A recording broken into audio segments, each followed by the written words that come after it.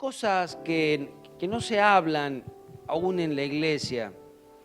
Y digamos, hoy la iglesia ha perdido quizás la capacidad de hablar de algunos temas o de saber cómo disciplinar o cómo encarar algunos temas. Y el apóstol Pablo había encontrado un caso muy difícil de tratar en una de las iglesias, particularmente en Corinto, y él daba consejos de cómo hacer o cómo tratar estos casos y otros casos parecidos. Vayamos a la Escritura, al libro de Primera de Corintios, capítulo 5, y vamos a leer desde el 1 al 13. Primera de Corintios 5, desde el 1 al 13 voy a leer. Dice así: de cierto se oye que hay entre vosotros fornicación, y tal fornicación cual ni aun se nombra entre los gentiles, tanto que alguno tiene la mujer de su padre, y vosotros estáis envanecidos. ¿No debierais más bien haberos lamentado para que fuese quitado del medio de vosotros el que cometió tal acción? Ciertamente yo, como ausente en el cuerpo, pero presente en espíritu, ya como presente he juzgado al que tal cosa ha hecho. En el nombre del Señor Jesucristo, reunidos vosotros y mi espíritu con el poder de nuestro Señor Jesucristo, el tal sea entregado a Satanás para destrucción de la carne, a fin de que el espíritu sea salvo en el día del Señor Jesús. ¿No es buena la jactancia? ¿Se sienten orgullosos? ¿No sabéis que un poco de levadura leuda toda la masa? Limpiaos pues de la vieja levadura para que seáis nueva masa, sin levadura como sois, porque nuestra Pascua, que es Cristo, ya fue sacrificada por nosotros. Así que celebremos la fiesta, no con la vieja levadura ni con la levadura de malicia y de maldad, sino con panes sin levadura, de sinceridad y de verdad. Os he escrito por carta que no os juntéis con fornicarios, no absolutamente con los fornicarios de este mundo, o con los avaros, o con los ladrones, o con los idólatras, pues en tal caso sería necesario salir del mundo. Más bien os escribí que no os juntéis con ninguno que, llamándose hermano, fuere fornicario, o avaro, o idólatra, o maldiciente, o borracho, o ladrón. Con el tal ni aun comáis.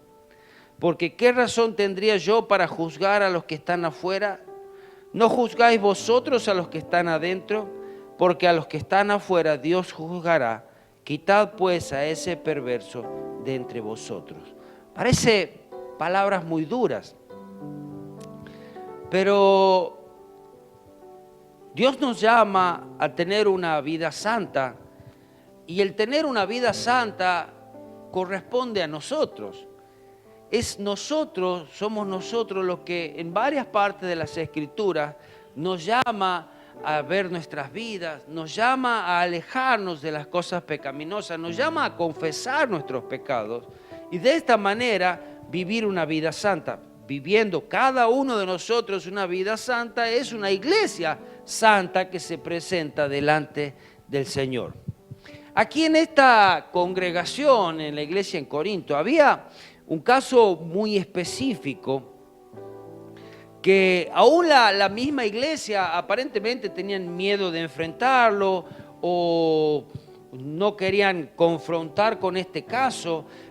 Decía que era un caso de fornicación, que había un hombre que tenía, dice, relación con la madre o su madrastra, así de grave era, donde quizás los miembros de la iglesia procuraban pasarlo por alto.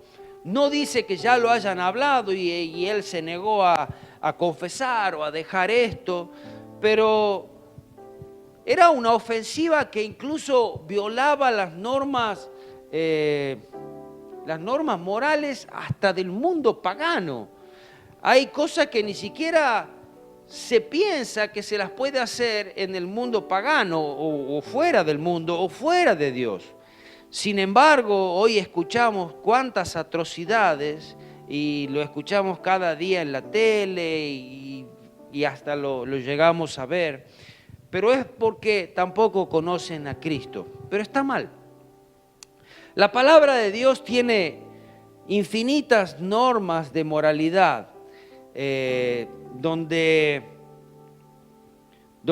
hasta una conciencia sin Dios nos acerca a esas normas éticas y morales. Pablo, enviado por Dios, tenía esa responsabilidad de mantener esas normas de moralidad, de mantener lo que era correcto, de enseñar, de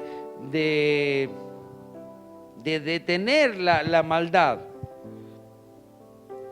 A su vez, Dios nos dice que no juzguemos a otros. Y esto ya lo hemos visto en los libros de Mateo, no juzguéis para no ser juzgados. Pero también nos dice que no podemos tolerar el pecado. Entonces, debemos detener, debemos juzgar, debemos decir, eso no se hace. Porque creemos, no, vos no me podés venir a decir a mí lo que yo tengo o no tengo que hacer. ¿Cómo que no? La palabra de Dios lo dice. Todo aquello que se opone a la santidad, todo aquello que tiene una influencia peligrosa en la vida de otros creyentes debe ser denunciado. No puede estar la iglesia infectada por pecados, en este caso inmorales o de distintos tipos. Hay muchas cosas que ni siquiera conocemos. Dios juzgará, pero las que conocemos podemos enseñar. También podemos ver que estos corintios, quizás al ser una iglesia bastante joven, tenían una noción falsa de la gracia de Dios. Tomaban este tema y muchos otros con liviandad. Pensamos, si total Dios nos va a perdonar. Ahí en la sangre de Cristo hay poder. Cristo venció al enemigo en la cruz, llevando todas nuestras enfermedades, llevando nuestros pecados. Total, si mañana confieso mis pecados, Dios me va a perdonar. Y no, la cosa es que tenemos que dejar esa vida pasada.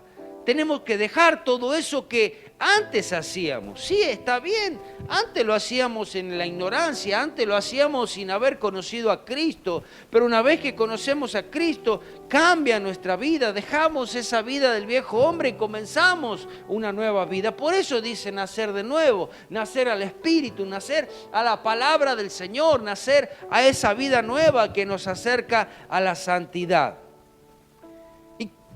Quizás tantas veces nos hemos hasta autojustificados con total Dios me perdona.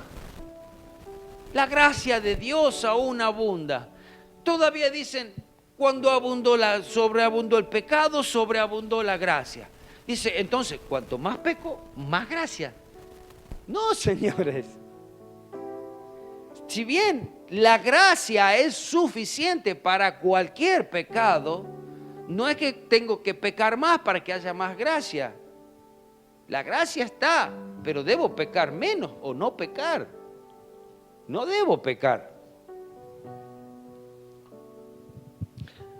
Hoy en día es un tema del cual no se habla. Podemos ofender al pecador. Y yo ya lo he pasado. Así como Dios nos amó a todos, que fuimos pecadores, murió por nuestros pecados, Él se hizo pecado. Aún se dice, Dios ama al pecador. ¿Sabe? Dios ama al hombre, Dios no ama al pecador. Dios ama al hombre, murió por el hombre, para que tenga vida eterna. Porque el hombre es la creación de Dios, el pecado es esa influencia del enemigo que lo llevó al hombre a alejarse de Dios. Dios ama al hombre, a su creación. Dios rechaza profundamente el pecado. Dios no acepta el pecado. Vayamos al libro de Salmos. Salmos capítulo 5, versículos 4 y 5, y entre todos vamos a analizar estos dos versículos y usted me va a decir si es que Dios admite el pecado, o si Dios jugaría con el pecado, o si Dios permitiría que dentro de su casa, dentro de su mesa, dentro de su presencia haya pecado. Dice así: porque tú no eres un Dios que se complace en la maldad. Vamos hasta acá. Dios no es un Dios que pongamos, che, vos sabés lo que hice tal cosa, y si Dios te escucharía, está mal. Quizás en la barra de amigos, qué grande, ¿cómo hiciste eso? Zafaste, qué capo que sos. No, Dios no se complace en la maldad. Dice, el malo no habitará junto a ti. Amén. Eso tenemos que estar conscientes. El malo no habitará con el Señor. No, pero Dios tiene una misericordia especial conmigo. A veces sí. Y aprovechala mientras la tengas, porque se corta también. Versículo 5, los insensatos no estarán delante de tus ojos. Aquellos que no piensan, aquellos que hacen las cosas de manera bruta, de que no saben lo que hacen, no estarán delante de sus ojos. Aborrece a todos los que hacen iniquidad. Entonces, ¿cómo me van a decir que Dios ama al pecador? Aquí dice que aborrece a todos los que hacen iniquidad. Dice, si lo pondríamos en otras palabras, dice, aborrece a todos los pecadores. ¡Epa! Y queremos mostrar a Dios como que es un Dios light, como que es un Dios que en esta época Dios ya lo tiene que permitir porque se va a quedar sin gente, Dios. ¿Lo crees?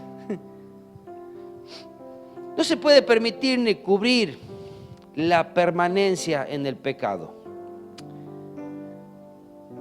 Todos hemos pecado, dice, estamos destituidos de la gloria de Dios, pero Cristo vino para salvarnos, Cristo vino para redimirnos. Sin confesar nuestros pecados, Él es fiel y justo para perdonar nuestros pecados y limpiarnos de toda maldad. Y eso lo creemos, y eso yo lo vivo por lo menos cada día, creyendo en su misericordia, en su gracia. Vayamos al libro de Primera de Juan, capítulo 3, del versículo 6 al 9 vamos a leer. Y vamos a poder comprender un poquito más si es que Dios acepta el pecado o si es que el Hijo de Dios puede permanecer en pecado.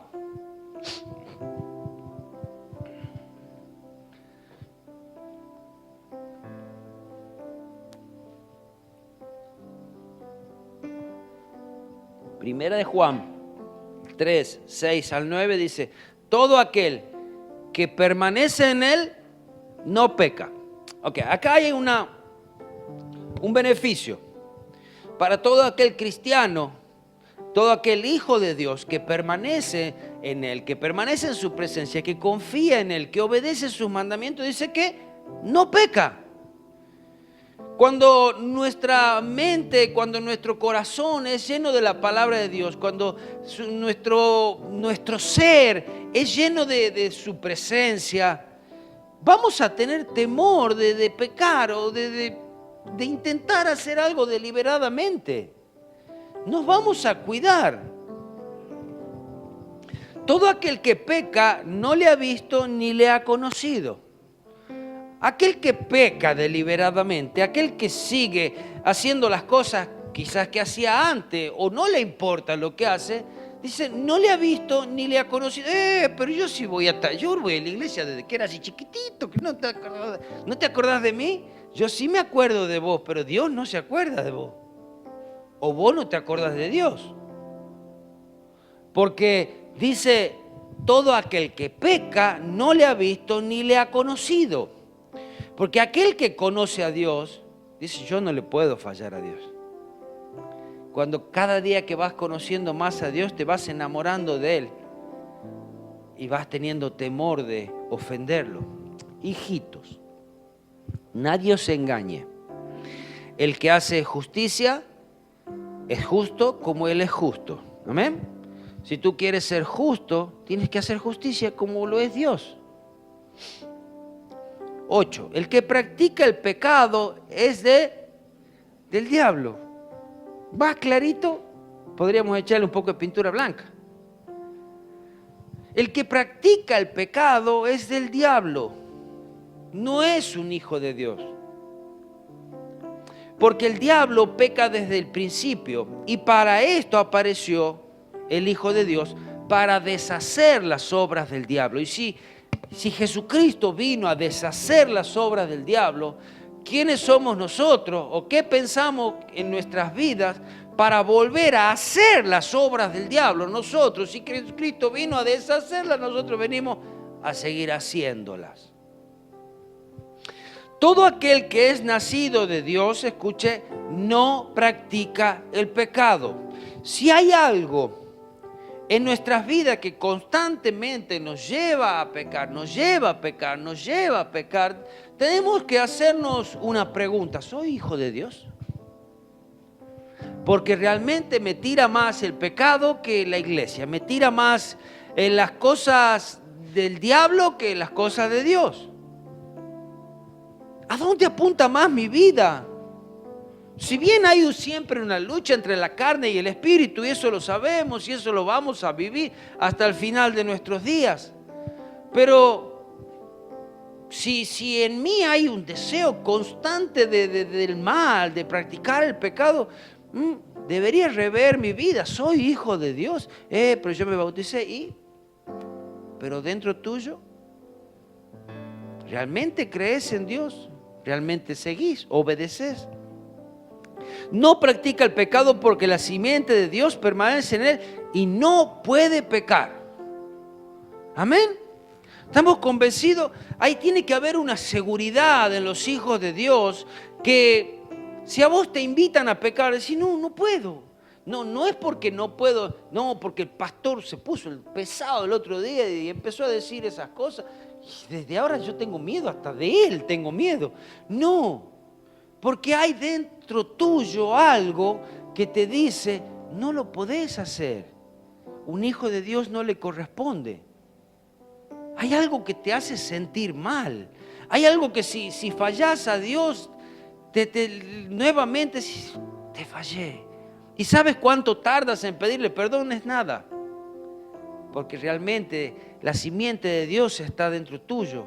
Sos un hijo de Dios y apenas fallas, te fallé, te acabo de fallar, perdóname.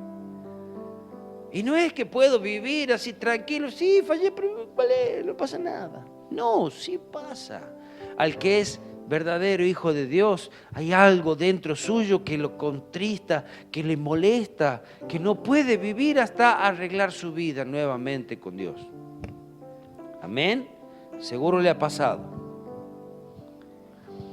Volviendo al libro de Corintios, el capítulo 5 y el versículo 5, dice, el tal se ha entregado a Satanás para destrucción de la carne, a fin de que el espíritu sea salvo en el día del Señor Jesús. Dice, mire la instrucción que daba el apóstol Pablo. Mira si hoy tendríamos que dar un consejo así. Por Dios. Hasta los derechos humanos se vienen a reclamarte cosas. El INADI, los derechos humanos, la municipalidad, el gobierno, todo. Entregado a Satanás significa excluido de la comunión de los creyentes. Y en algún momento lo he visto donde hasta se hacía una carta. Y es más, las congregaciones, los pastores de las congregaciones, llegaba un hermano que era de otra congregación, le exigía que traiga una carta de recomendación del pastor de usted, ¿por qué se fue de la otra iglesia? Y el pastor de la otra iglesia tenía que decir, el hermano, bueno, vaya a saber la causa. Pongamos la mejor causa, el hermano se trasladó de esta ciudad para otra ciudad, quedándole más cerca a la congregación de ustedes, era un hermano fiel, qué sé yo, a su familia, etcétera, etcétera, etcétera. Bueno, esa persona era recibida en esa congregación. Ahora, el hermano fue excluido de esta congregación a causa de, no sé, X motivo. Bueno, ya no sé si lo recibirían en otro lugar. Era excluido de la comunión cristiana, era excluido digamos, de todos lados. Entonces, ¿qué significa esto? Que esta persona era dejada a las buenas de Dios, donde quizás Satanás iba a zarandear su vida. Sin el apoyo espiritual de los creyentes, quedaría solo con su pecado y Satanás, y rogando la misericordia de Dios. Quizás lo que aparentemente querían era que este vacío, esa exclusión, esa disciplina, podría motivar su vida a llevarlo al arrepentimiento. Tan mal me he portado que ya no me quieren recibir en ningún lugar.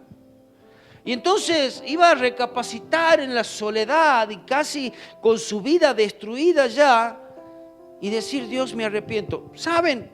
Los penitenciarios son lugares donde suceden estas cosas, donde las personas llegan a tal punto de decir: la verdad que estoy acá porque me lo merezco.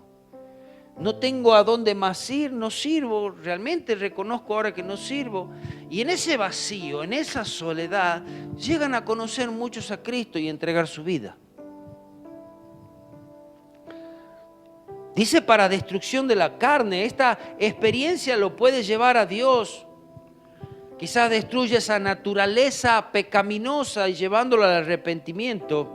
Y aún esa carne puede significar aún el cuerpo físico. Es casi literal lo que le pasó al hijo pródigo. Estando en la casa de Dios, pero decidió irse, llegó hasta a tal punto de decir: yo no puedo más, voy a volver. Su carne, todo su orgullo, todo lo que él era realmente fue destruido. Pero su espíritu reconoció que necesitaba volver al Padre. Algo muy parecido. Tenemos que recordar que quien es hijo vuelve. Amén. Pero nunca busquemos alejarnos. No busquemos alejarnos de Dios. No permitamos que esa llama del Espíritu se enfríe tanto o se apague en nuestras vidas y quedar tan lejos de la casa del Padre que hasta después se borran las pisadas, no sabemos ni cómo volver. No permitamos que suceda eso. Seamos más sensibles, vivamos una vida de búsqueda constante. Hay una poesía que encontré, se llama Confesión. Y justamente hace alusión a este momento donde el muchacho decía: voy a volver a mi padre. Donde el hijo pródigo decía: voy a volver a mi padre. Y dice así la poesía: pequé, Señor, y debo revelarte con amargura de alma mi osadía. Me abruma mi pecado noche y día, y pruebas de pesar quisiera darte. Ninguna excusa puedo presentarte, pues para demás tu ley yo conocía. Y en lo íntimo del alma bien sabía que mi pecar habría de enojarte. Mas, oh Señor, mi natural humano, a veces por el mal ganado advierto, y al espíritu vence la materia. Que siempre, Padre, sobre mí tu mano, al conducirme por el camino cierto, muéstrame del pecado la miseria. Y roguemos a Dios que siempre sea el Espíritu Santo hablando en nuestros corazones. Y que sea nuestro espíritu abierto a la voz del Espíritu Santo. Que cuando el Espíritu Santo venga a nuestras vidas queriéndonos convencer de pecado, mostrándonos lo que está mal, No le digamos, "Shh, cállate. Yo ya sé que estoy mal, no necesito ni que me hable, ya está, ya está, ya está. No hace falta que me recuerde. Porque si me lo está recordando es porque debo confesarlo, debo acercarme a Dios. Es allí cuando nuestros oídos espirituales se van cerrando y nuestros pasos se van alejando cada vez más. Después no lo vamos a escuchar.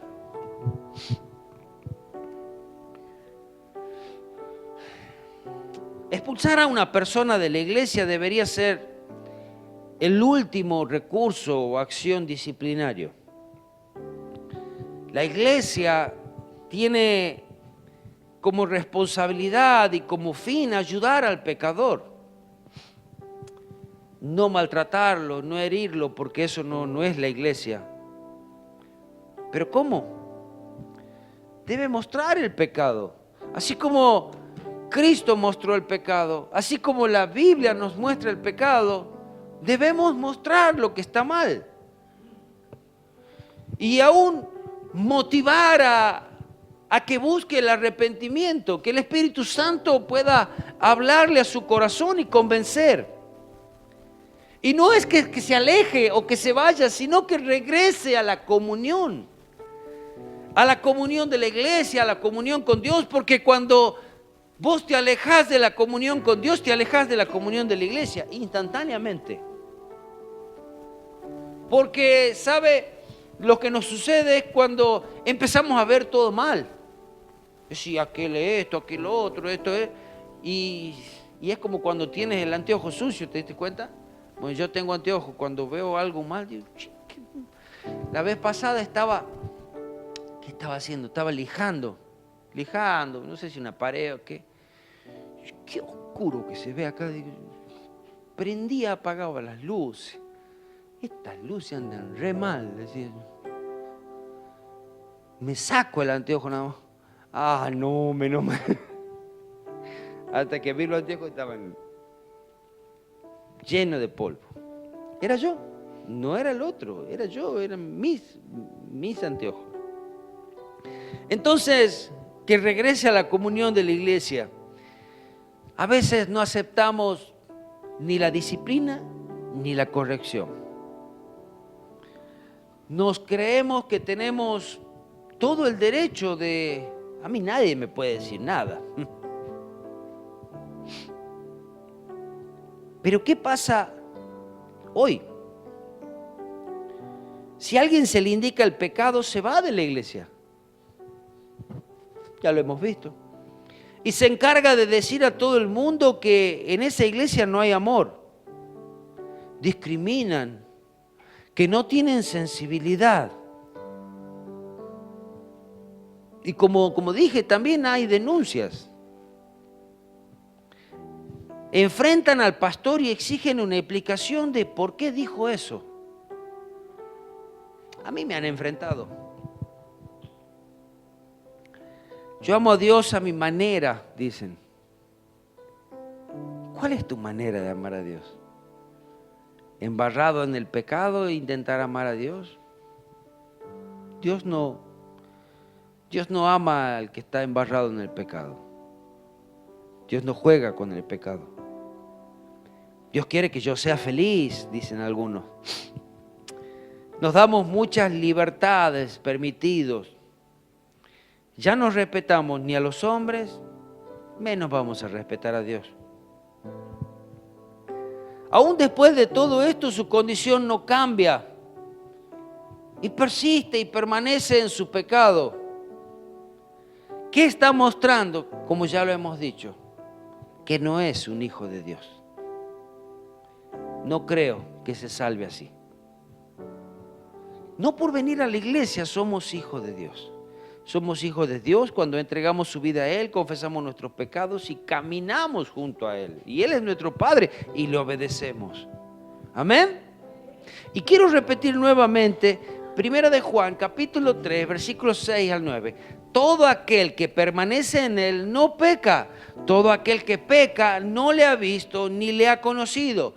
Hijitos, nadie os engañe, el que hace justicia es justo como Él es justo. El que practica el pecado es del diablo, porque el diablo peca desde el principio. Para esto apareció el Hijo de Dios, para deshacer las obras del diablo.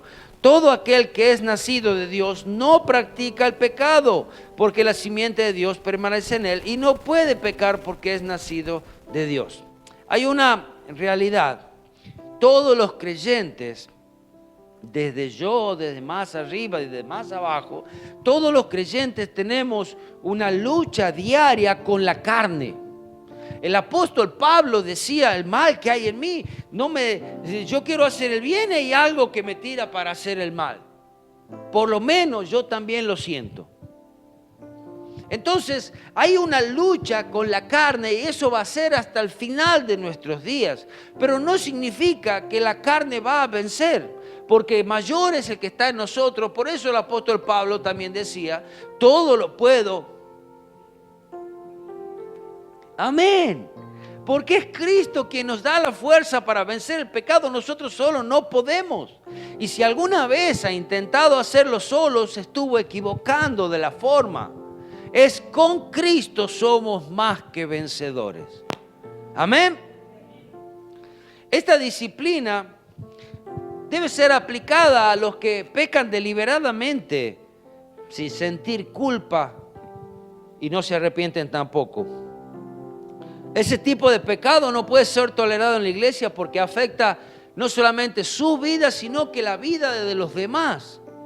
¿Y cómo podemos dar un testimonio hacia afuera si se permite eso dentro de la iglesia? Aún los creyentes tenemos esa responsabilidad de animarnos, de orar unos por otros, de edificarnos mutuamente, de aconsejarnos. Pero también tenemos esa responsabilidad de ser intolerantes con el pecado cuando atenta contra la salud espiritual de la iglesia. No podemos tolerar el pecado. Sí debemos aconsejar, sí debemos orar, sí debemos buscar la forma de que el pecador se arrepienta, pero no tolerarlo. Sí, bueno, pobrecito, él me ha salido pecador. ¿Vieron que a veces las madres dicen, él me ha salido así? No, él me ha salido pecador. No, él pecador, pero bueno, que se arrepienta. Así como Dios quiere que todos sean salvos, dice 1 Timoteo 2:4, el cual quiere que todos los hombres sean salvos y vengan al conocimiento de la verdad. Dios no quiere que se pierda ningún hombre. Dice que el infierno no ha sido creado para el hombre, el infierno ha sido creado para Satanás y sus ángeles. No pienses que el infierno ha sido para el hombre, no. Por eso Jesucristo vino a salvarnos.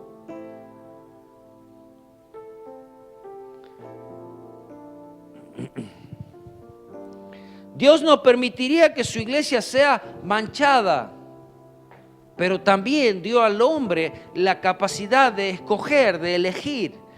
Dios dio al hombre una voluntad. Por eso tuvo la capacidad de pecar en el Edén.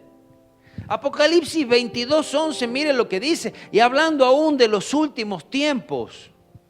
Y vivimos en los últimos tiempos, en tiempos difíciles. Apocalipsis 22:11 dice, el que es injusto, sea injusto todavía. ¿Te gusta el pecado? Bueno, disfruta el pecado.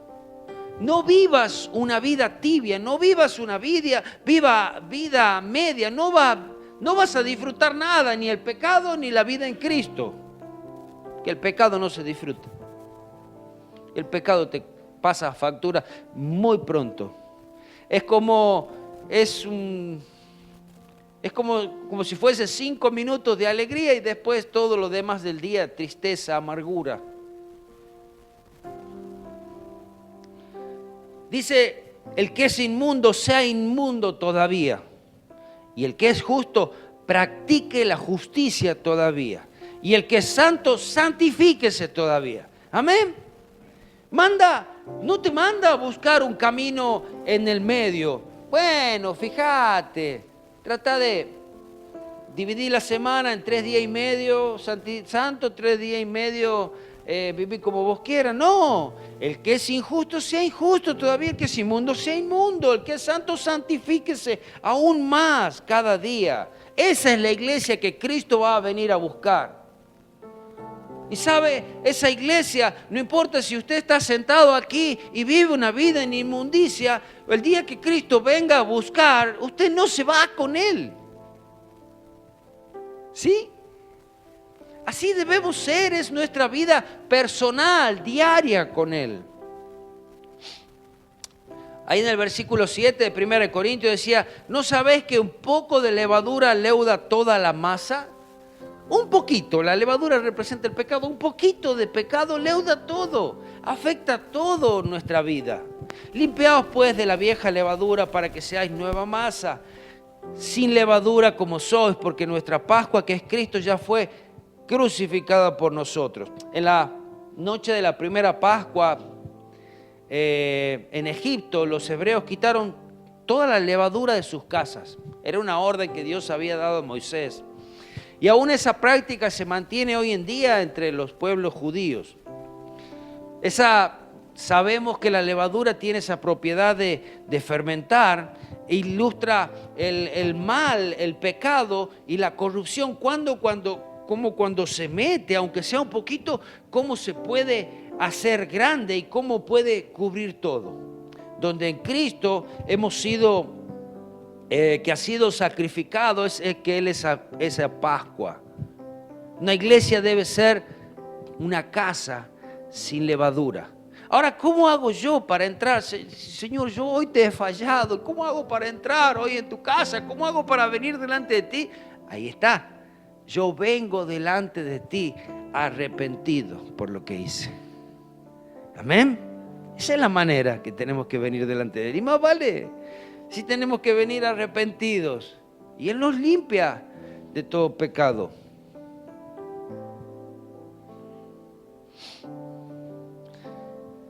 Aquellos antiguos hábitos viciosos que teníamos eran pecaminosos.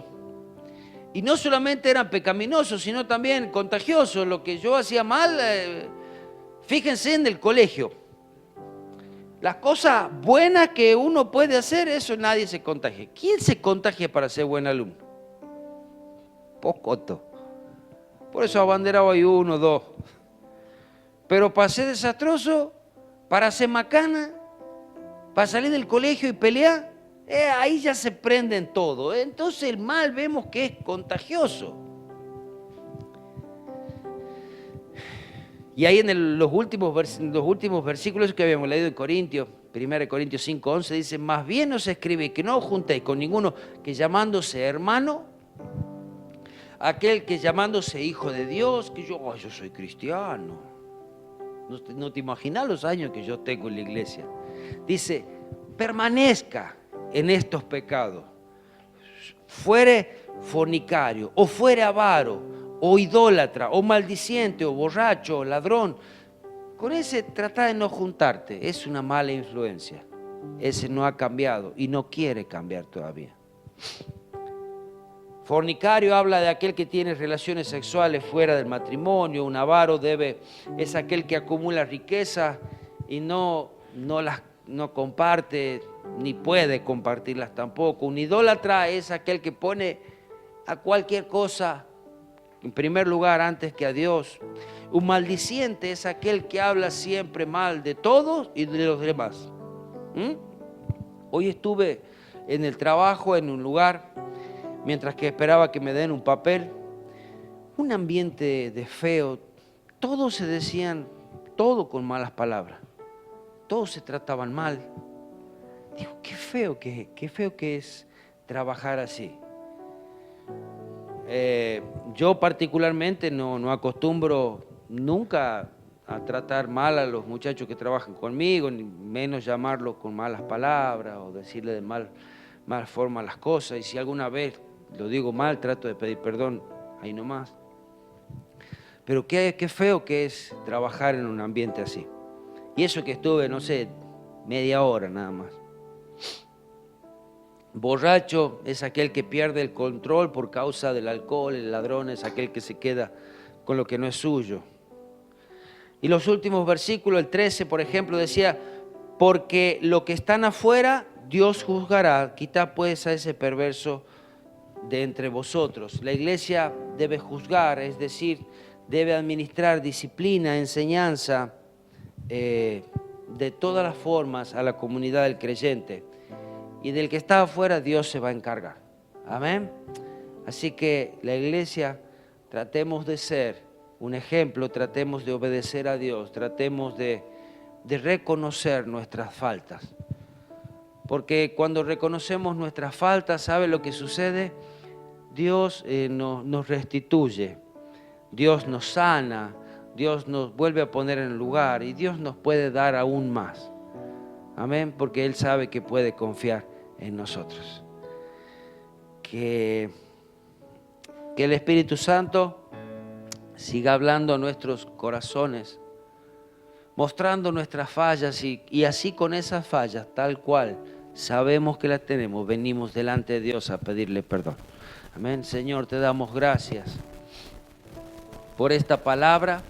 Te damos gracias porque tú nos amas así, también porque nos amas. Señor Jesús, yo te pido perdón por nuestros pecados. Te pido perdón por las veces que te hemos fallado. Señor, y cada vez que tu Espíritu Santo nos marque el pecado, ayúdanos a volver a ti. Señor, restituye, Señor, aquello que el enemigo ha robado en las vidas. Señor, ha robado paz, ha robado sanidad, ha robado, Señor Jesús, parte de la familia. Señor Jesús, y que volviendo a ti arrepentidos, Señor, seas tú el que vayas construyendo cada vida en amor. Señor, acercando a cada hijo al Padre. Señor, y no solamente que acercándolo, sino que, Señor, poniéndolo, guardando su vida, Señor, llenándolo con tu Espíritu, levantando su vida, poniéndolo en alto, levantándolo, Señor Jesús, como un verdadero hijo, siendo un ejemplo, no solamente en la iglesia, sino en la sociedad, en la escuela, en el trabajo, en el lugar donde estemos, que podamos ser la luz, que podamos ser la sal, que no haya dedo que pueda señalar a los hijos de Dios, que sean verdaderamente santos, así como dice en Apocalipsis: el que es justo sea aún más justo, y el que es santo santifíquese aún más. Señor Jesús, que puedas ir llevando a tu iglesia a una más santidad, mayor santidad. Señor, esa iglesia pura, santa, que tú vas a venir a buscar, que esa seamos nosotros, esa iglesia que se presenta delante de ti con manos santas, con manos puras, Señor, y siempre con un corazón arrepentido, nunca pensando que la gracia, hoy se extiende la gracia y que esa gracia me va a perdonar si yo fallo. Señor Jesús, que haya temor en nuestras vidas antes de pecar. Señor Jesús, que el Espíritu Santo sea hablándonos y podamos obedecer a esa voz para no fallarte. Y te agradecemos porque cuando venimos a ti, tú nos perdonas. Te damos gracias. Sea tu nombre exaltado, seas bendito. Y gracias por tu misericordia, gracias por tu amor, gracias por tu gracia. En el precioso nombre de Jesús. Amén, amén y amén. Amén.